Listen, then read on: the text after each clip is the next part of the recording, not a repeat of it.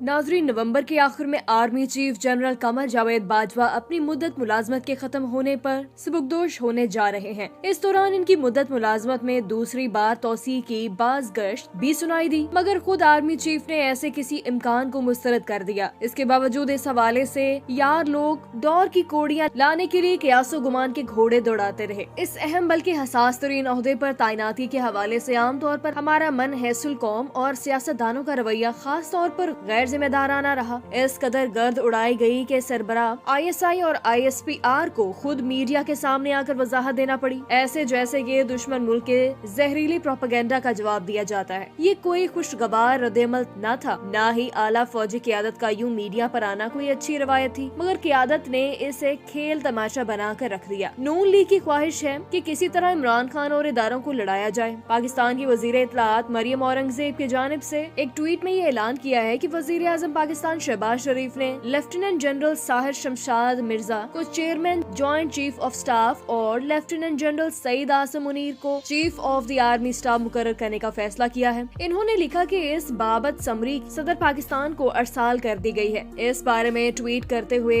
वजीर दिफा ख्वाजा आसिफ का कहना था कि एडवाइस सदर अलवी के पास चली गई है। अब इमरान खान का इम्तिहान है, वो दिफा वतन के इदारे को मजबूत बनाना चाहते हैं या मुतनाज़। सदर अलवी की भी आजमाइश है कि वो सियासी एडवाइस पे अमल करेंगे या आईनी और कानूनी एडवाइस पर। बहैसियत अफवाज के सुप्रीम कमांडर अदारे को सियासी तनाजात से महफूज रखना इनका फर्ज है। आईनी और कानूनी तौर पर फैसला करने का हतमी इख्तियार वजीर आजम के पास है और वो शहबाज शरीफ हैं, लेकिन इन्हें न सिर्फ अपने 13 इत्तेहादियों से भी मशवरा करना है और इन्हें अपने इंतखाब करदा सलारे आला के नाम पर इत्तफाक करने पर कायल करना है, बल्कि अपने बड़े भाई के अहकामात पर भी अमल दरामद करना है। इसके अलावा भी देखी अनदेखी कुव्वतों का इत्तफाक राय हासिल करना शहबाज शरीफ की जिम्मेदारियों में शामिल नजर आ रहा है। शहबाज शरीफ जितने मर्जी एडमिनिस्ट्रेटर हों, सियासतदान हों, वो ऐसी तमाम रुकावटों से नबर्द आजमा होने में शदीद मुश्किलात का शिकार नजर आ रहे हैं। फैसला साजी में इस कदर ताखीर से यही जाहिर हो रहा है कि मामलात उलझे हुए हैं। आइन के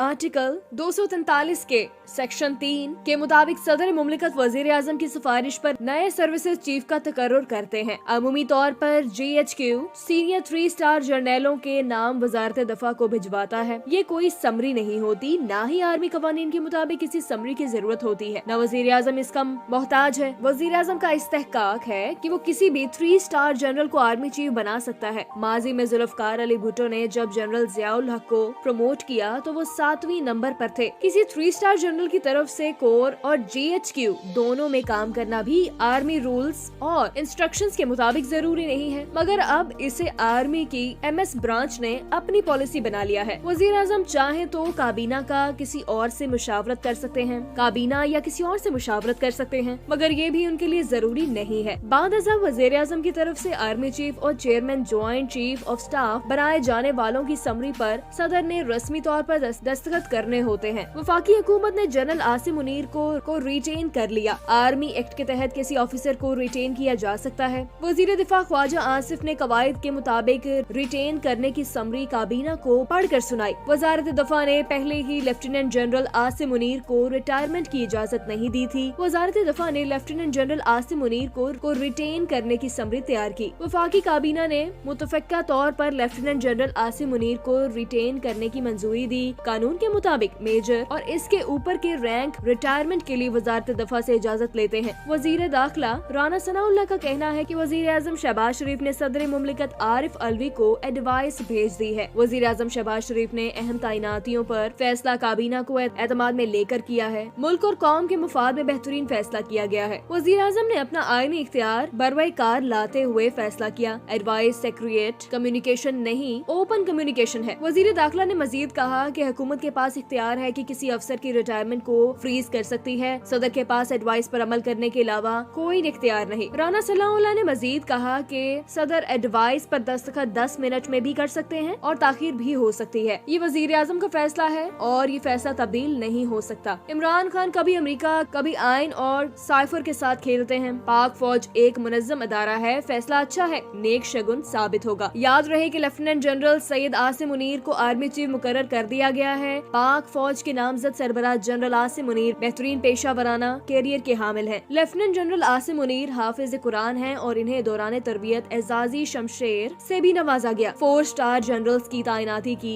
सीनियरिटी लिस्ट में जनरल आसिम मुनीर पहले नंबर पर थे। आर्मी एक्ट के तहत किसी भी अफसर की सीनियरिटी लॉन्ग कोर्स में सीनियरिटी मिलिट्री एकेडमी का ककूल से पासिंग आउट के मौका पर मिलने वाले नंबर्स, जिसे पाक आर्मी या पीए नंबर्स कहा जाता है, की बुनियाद पर की जाती है। सर्विस की मुद्दत या रैंक के लिए मखसूस मुद्दत में से जो पहले आए इसके मुताबिक रिटायरमेंट हो जाती है। मौजूदा आर्मी चीफ अपने दीगर साथियों के साथ एक ही दिन पास आउट हुए, मगर आर्मी चीफ बनने से कबल वो अपने कोर्स में सीनियरिटी में 6 नंबर पर थे, जिसकी वजह से इनका पीए नंबर था। इस वक्त 74वीं लॉन्ग कोर्स के अफसर फौज में सबसे ज्यादा सीनियर हैं। इस कोर्स के सीनियर तरीन जर्नैल सैयद अदनान अक्टूबर में रिटायर हो चुके, जबकि lieutenant general Waseem Ashraf general Qamar Javed की मुद्दत मुलाजमत के हाथ में से 8 दिन पहले रिटायर हुए। इनके बड़े भाई नईम अशरफ भी सीनियर थे। जनरल कमर जावेद बाजवा को तौसी ना मिलती तो वो 3 सीनियर तरीन जर्नैलों में से एक थे। लेफ्टिनेंट जनरल आसिम मुनीर का ताल्लुक इस कोर्स से है जो 74वीं लॉन्ग कोर्स से सीनियर है। इनकी तरक्की अक्टूबर 2018 में हुई, मगर इन्होंने रैंक 1.5 माह की ताखीर से लगाया, जिस बिना पर इनकी रिटायरमेंट की तारीख इनके जूनियर्स के भी बाद है। जनरल कमर जावेद की सबकदोशी से 2 रोज कबल वो भी रिटायर हो रहे हैं। इनकी 4 साल मुद्दत 27 नवंबर को पूरी हो जाएगी। आर्मी चीफ के ओहदे पर इन्हें अगर रिटायरमेंट से पहले किसी भी वक्त तरक्की मिल जाए तो वो ये कोई गैर आईनी काम नहीं होगा। इन्हें 2 दिन तौसी लेने की जरूरत ही नहीं। जनरल जहांगीर करामत 18 दिसंबर को आर्मी चीफ के ओहदे के लिए प्रमोट हुए, मगर इन्होंने अपना चार्ज 12 जनवरी को संभाला। इस तरह जनरल आसिफ नवाज भी 3 माह पहले आर्मी चीफ के ओहदे के लिए चुन लिए गए थे। जनरल आसिम मुनीर के बाद इस कोर्स में पहला नाम लेफ्टिनेंट जनरल साहिर शमशाद का है। लेफ्टिनेंट जनरल चिराग हैदर 6 नंबर पर हैं। इस कोर्स के तमाम अफसर मजबूत प्रोफाइल रखते हैं। सीनियरिटी में दूसरा number chief of general staff lieutenant general Azhar Abbas का है। Lieutenant general Noman Mahmood seniority में 3रे नंबर पर हैं, मगर मजबूत करियर के हामिल हैं। Lieutenant general Faiz Hamid seniority में 4थे नंबर पर हैं। किसी भी जमहूरी मुआशरे में फौजी सरबराहान की तैनाती एक मामूल की कार्रवाई होती है, मगर हम हमेशा इसे फीसा गौरस का